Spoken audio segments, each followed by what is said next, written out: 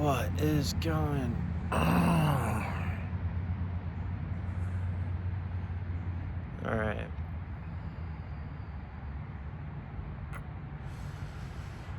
Once upon a time, there was a man who owned a sandwich shop.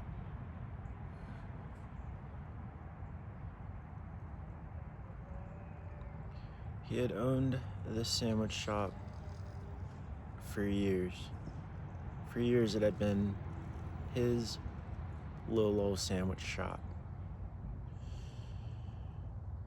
So as you can guess, he held it very near and dear to him. It was a part of him. He loved his sandwich shop. Every day he woke up, put on his suit and tie, and went to his sandwich shop and served up sandwiches, witches, all kinds of witches. Sandwich, Reuben witch, Philly witch, he served them.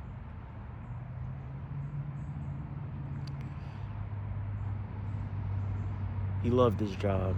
He loved serving the community sandwiches. Now, one day, some big top execs,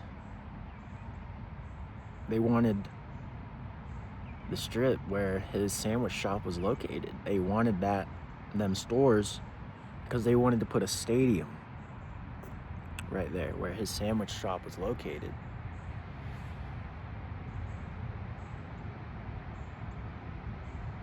He said, "Huh?" So he was left with a choice, a decision. He could fight the execs, fight the man up top, keep his sandwich shop, do everything in his power to fight off the big man. Or he could take a big lump sum in exchange for his property.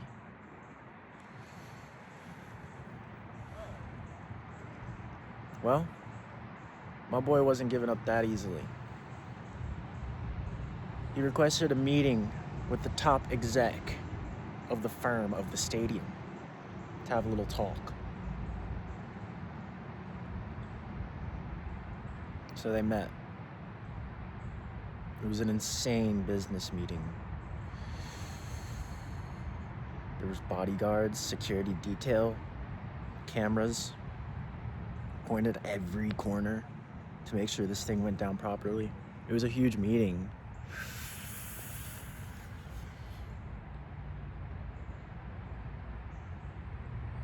They came to an agreement. My boy could keep his sandwich shop and serve guests within the stadium. All right, so my boy obliged to that. He said, all right, I can see myself doing that. That's not too far off from what I'm currently doing. It's a different environment. I can deal with that, execs. So, over the course of about 2 years, that stadium got built, and my boy ended up serving up sandwiches in that stadium, right in his same spot, same location. They didn't move his little shop an inch. They built around it, and he served them up. Reuben witch, Philly witch, turkey witch, ham witch, any witch you could think of, he was serving. Macaroni burger sandwich. Yeah, macaroni burger sandwich, he was serving it. But you see, a lot of times these big guys, these big execs, they don't give you the full detail, all right? They like to put them in the contracts. They like to put it in the fine print.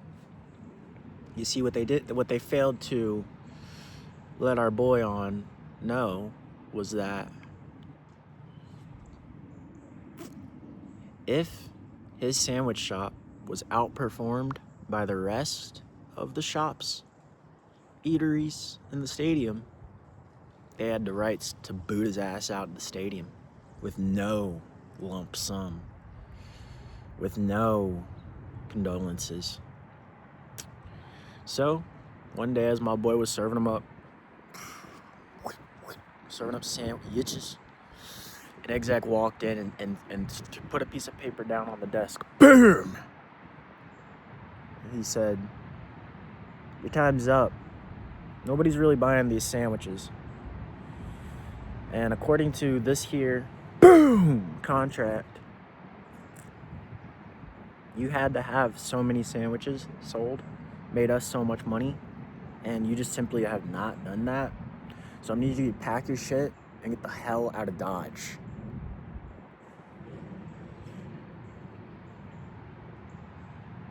I said, get the hell out of Dodge. Now, our humble sandwich owner, he wasn't really fit to fight this guy off. He didn't have the physical capabilities, nor the energy to fight off this youngster, this exec who had came into his sandwich yap. Okay? So what do? He took his apron, flew it over his shoulder, walked his ass out of there. Total defeat. Walked his ass home. Threw that thing on the floor.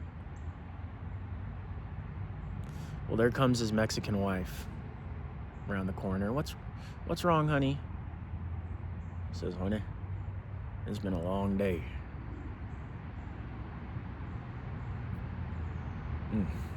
They done booted me. She said, oh, don't worry, I already cooked taquitos. The kids are running around. Here, come say hey to Daddy, Papa. And he was totally fine. It didn't really matter too much. And that's when he woke up. It was the next day. He had gotten home. Now, the stadium part was real. The yipped out the sandwich shop was real, but the Mexican wife was not real, because you want to know what had happened. Was this Mexican girl actually just did not fuck with him like that. And so he was kind of just on the lonesome. They booted him out of that bitch. Like, he went home and just kind of fell asleep with romanticizing having come home to a wife and kids. But unfortunately, that was just not in the cards for Broly. Not all of us get dealt that. It's pain, nigga.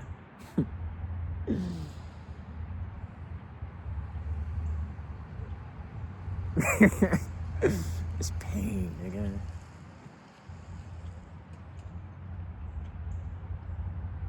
Nah, I think I'm gonna get pretty far from here, from anyone. I got a cabin with my name on it, in the mountains and forests, West Virginia ways. It's calling. The only thing different from how I probably would have imagined it is I probably would have had a wife and like 20 youngsters, raising them, sending them off into the world and shit. But I don't think that part's gonna come along. I'm gonna disappear to my cabin, retreat, my recluse from this place.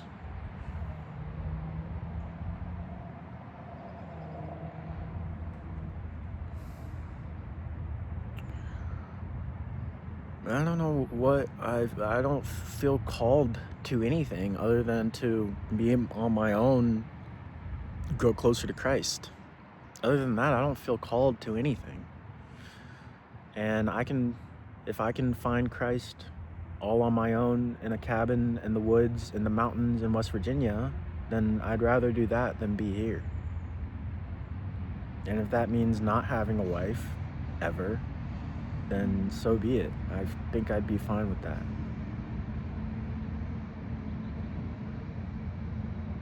Because, like, it's just too much.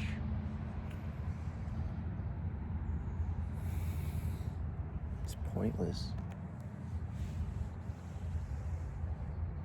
All right, now sit on Daddy's lap.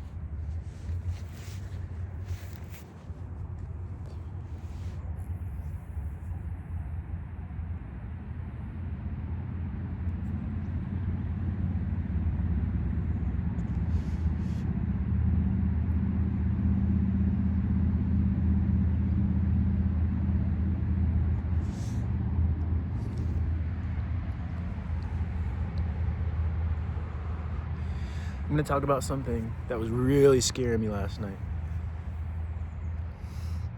A thought that I had, or a train of thoughts. It has to do with all this Epstein stuff and the way that children are just in movies and on the TV screens. It's like, you know, how many? I mean, first off, this is off tangent, but how many dudes jacked off to iCarly? Not kids. How many 6-year-old dudes were in their basement wanking off to iCarly and Sam?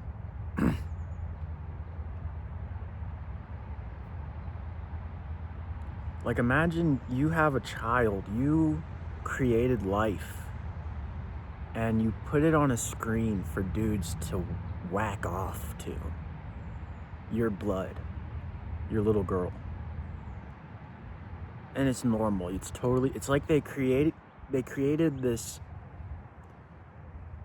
idea of what is normal, and it's all of the fucked up shit.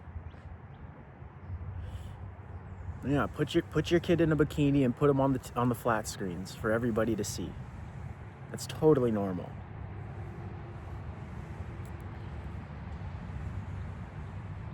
And it's not right for these kids either. They don't understand that. They're the most easily to put into that fantasy of like, oh, it's a dream, and I'm an actor, I'm a star. Everybody loves me. I'm on Disney Channel. Oh, you want to touch me? Oh, is that part of it? You want to touch me in my no-no square, mister?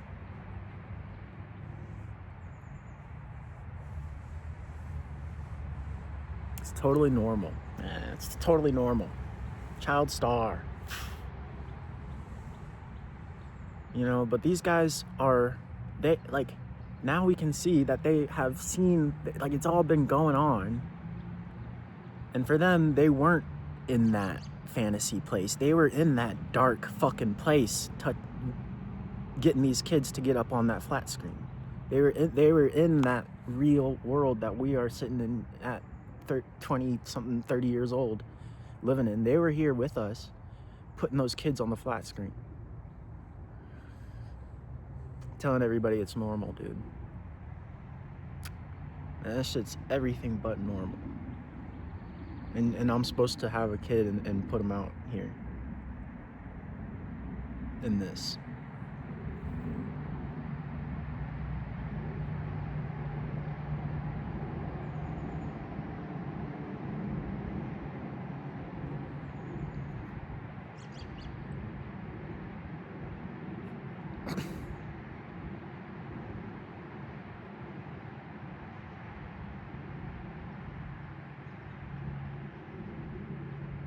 It's deranged. I'm about to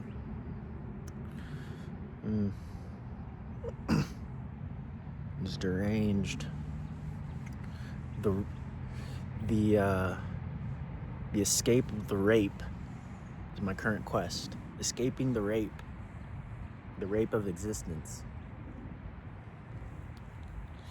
The inability to decide whether or not to exist. I'm escaping the rape quest line.